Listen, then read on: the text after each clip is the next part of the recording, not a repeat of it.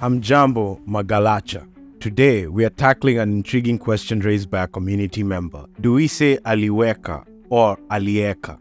Then, do we say aliweza or alieza? Before answering, I asked two questions in return. Why can't both be correct? And which came first, the spoken word or the written word? These questions raise deeper points about the development of language, particularly Kiswahili. Long before European missionaries or explorers arrived, there's evidence that Swahili communities had a strong tradition of writing. But there's more to this story. Kiswahili was once written using a script that many people today might not be familiar with, Arabic script. So how did we get from Arabic script to the Latin alphabet that Kiswahili is written in today? That shift didn't happen by accident.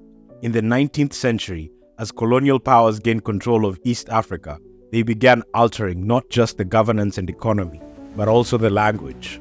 Kiswahili, which had been using Arabic script for centuries, was transitioned to the Latin alphabet. Now, let's be clear, colonial powers, especially the British and Germans, had their own motivations for changing the language. They wanted Kiswahili to fit into their education systems, and the Latin script was easier for them to use and control. But was this simply about convenience, or was there a deeper, more deliberate goal to erase part of Swahili culture? One major consequence of this shift was that certain sounds in Kiswahili weren't adequately captured by the Latin script. Take words like ghafla, now spelled ghafla, or kaini, now written as haini. Arabic script Kiswahili could better represent these sounds, while the Latin script amplified them or erased them altogether. But was this an intentional act of cultural suppression, or simply a side effect of introducing a new alphabet? Kiswahili is a Bantu language with strong influences from Arabic due to centuries of trade and interaction between East Africa and the Arab world. When you look at Kiswahili today, it's easy to forget that it wasn't always written with the alphabet we now use. But it's important to ask, did this change truly affect the core of the language, or did Kiswahili simply evolve with time, like many other languages around the world? It's tempting to say that the shift to the Latin alphabet erased a vital part of Kiswahili's history. But there's more to the story.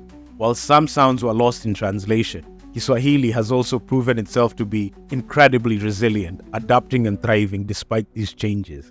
VISIMA VYA KALE HAVIFUKIWI, old wells are never filled, reminds us even if something seems unused or forgotten, its essence remains. But is it accurate to say Kiswahili was colonized through this change in script? Some argue that the transition to the Latin alphabet was more about practical concerns than cultural suppression. After all, many other languages around the world, including European ones, have gone through significant alphabet shifts. On the other hand, others feel the colonial powers deliberately ignored the cultural importance of the Arabic script to assert their control over Swahili-speaking communities. While we can see the Latin script as a colonial imposition, it's also important to remember that Kiswahili has always been an evolving language. The transition from Arabic to Latin script doesn't necessarily mean that the language was weakened. In fact, it might have helped Kiswahili spread more widely in East Africa. And that's the crux of the debate. Was the change forced on Kiswahili, or did it help the language become what it is today, one of the most widely spoken languages in Africa? Whether the change was positive or negative, it's important to acknowledge the full history. By understanding where Kiswahili came from, we can better appreciate the language's resilience and adaptability. Today, very few people write Kiswahili using Arabic script, but that doesn't mean we should forget its roots. So where do we go from here? Should we revive Kiswahili's Arabic script, or is the Latin alphabet here to stay? It's a complex question, and perhaps the answer isn't as clear-cut as we might think. As with any language, Kiswahili has evolved over time, and it will continue to evolve in ways we may not yet foresee.